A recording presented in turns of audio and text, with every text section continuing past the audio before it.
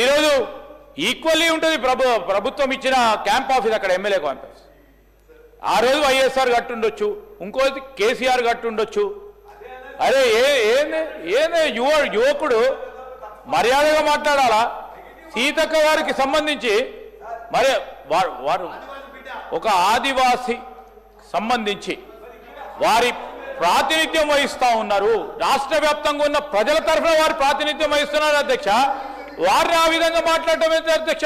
No, we have to keep our record straight అధ్యక్ష. That is not fair. No, honourable member should give the explanation.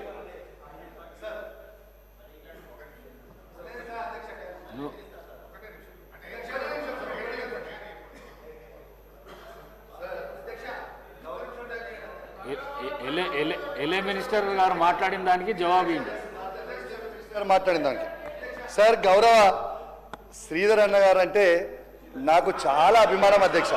మీకు ఎప్పుడో చెప్పిన, నాకు రాజకీయం నేర్పించింది హరీష్ రావు గారు కాదు అధ్యక్ష. నన్ను రాజకీయాలకి తీసుకొచ్చిందే శ్రీధర్ అన్న అధ్యక్ష. నాకు తీసుకొచ్చిందే శ్రీధర్ అన్న. ఇది వాస్తవం.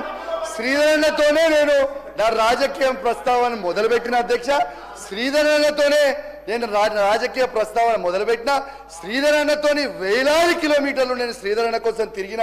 ఇది వాస్తవం అధ్యక్ష. అయితే శ్రీధర్ అన్నతోనే నేను నేర్చుకున్న అధ్యక్ష రాజకీయం.